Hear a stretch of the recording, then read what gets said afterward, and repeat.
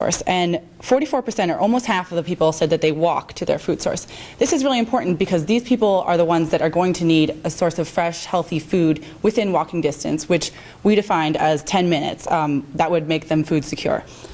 So of those people that are walking, 63% said that they go to a bodega as their primary source of food. So as Megan said, this is a big problem because there's very few bodegas that stock a lot of healthy, fresh produce. So these people would be food insecure. So as part of our recommendations, something that would provide them with local healthy food would not only lower the carbon footprint of those people who are driving elsewhere to get produce, but it would also provide this local good. When we asked people what their top 3 purchases were at their food source, they named meat, vegetables, and beverages as their top 3. This is a great opportunity for us because vegetables are in huge demand here. So literally there is a market for green markets in Bedstuy. We also asked them what are they interested in. So what do they really want to see in terms of sustainability initiatives? We found our top 3 names were community flower garden, summer farmers markets, and community vegetable gardens.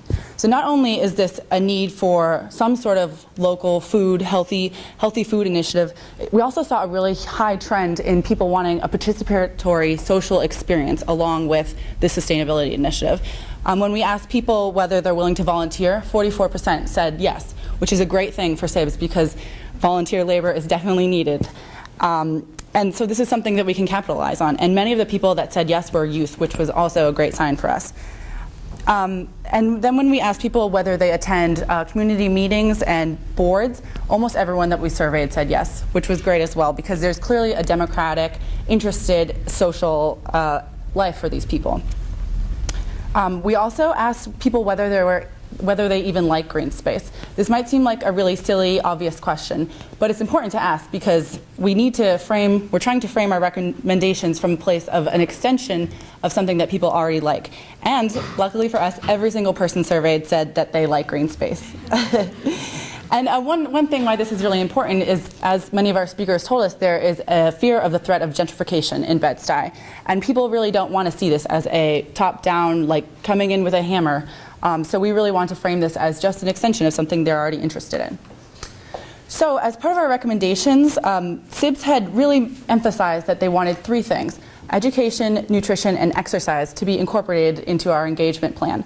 So in response to that, we developed a Eat Fresh, Get Fit Bedstuy walking tour. We based it off of a case study that we found in Hoboken, New Jersey, where they have this really successful green walking tour led by a volunteer leader in the community that brings a small group through the community, pointing out historic sites, green buildings, and then gardens and fresh markets.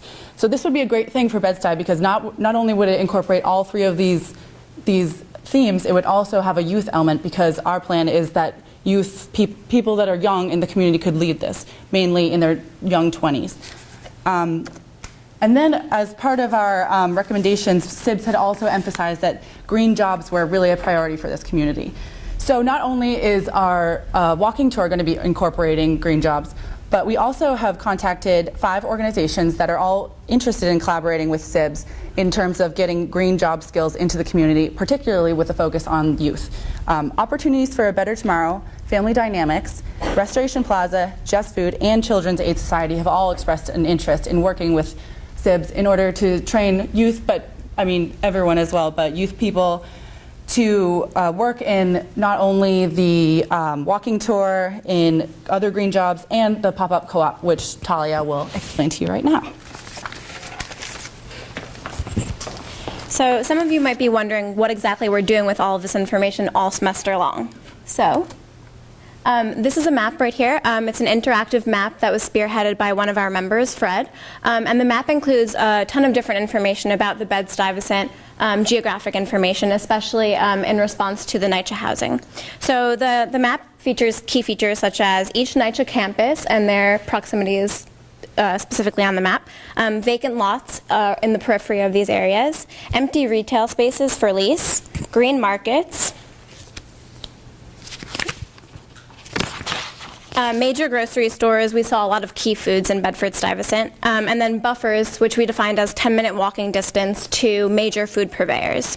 So if you were to put your mouse along any of these little dots right here, they would release these location information and contact information regarding the retail spaces that are for lease and these vacant lots and who owns the vacant lots, many of which are owned by actually the New York City government. So we're hoping that eventually SIBS could use these maps to help with the beautification and restoration process of the neighborhood.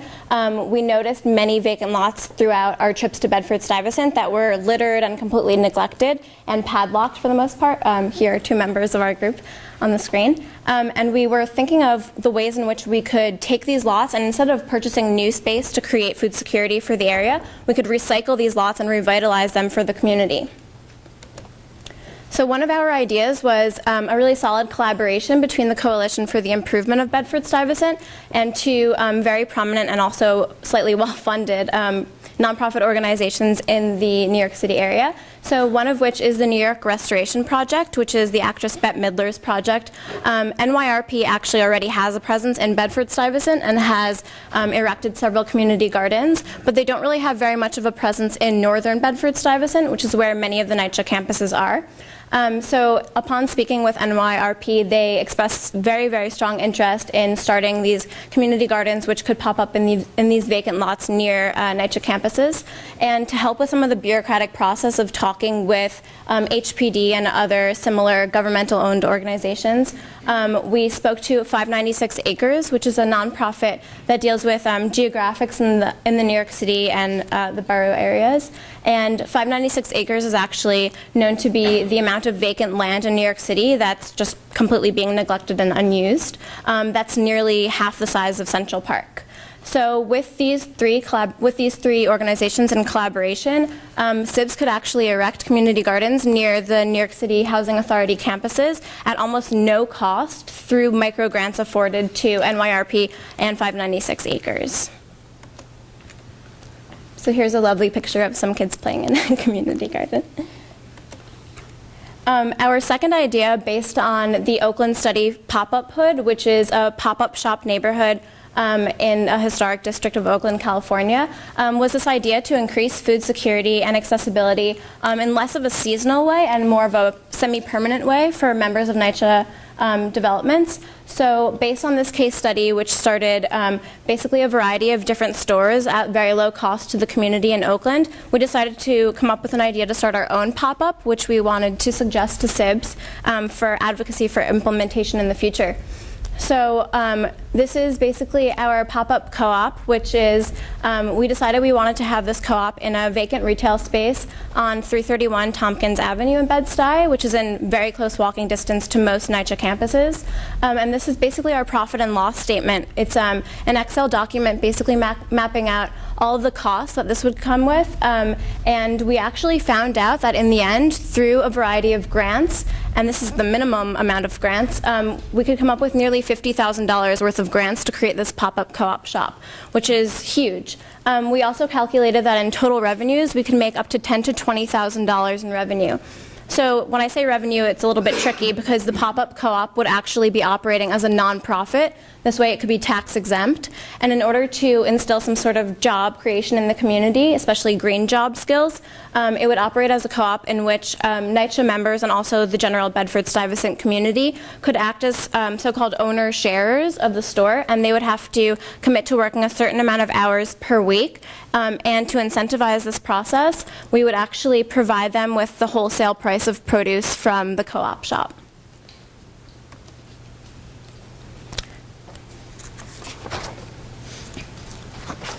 So to conclude, there are 20,000 NYCHA residents in Bedford-Stuyvesant, residents who deserve to have their voices heard, residents who deserve equal access to healthy and affordable food, to take pride in their neighborhood,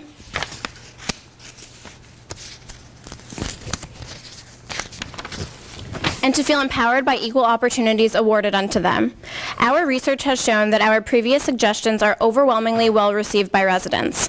By advocating for and creating self-sustaining programs such as free community exercise, shuttling services, community urban agriculture, and pop-up food store programs that have been democratically chosen by the residents, SIBS can proactively improve quality of life and perpetuate sustainable practices for the NYCHA Bedford-Stuyvesant community. Thank you.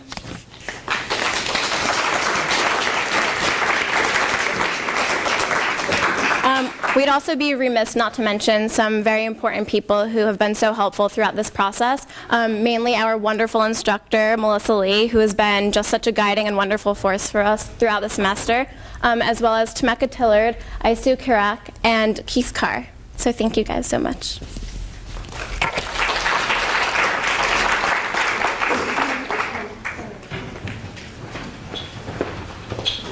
We have a handout.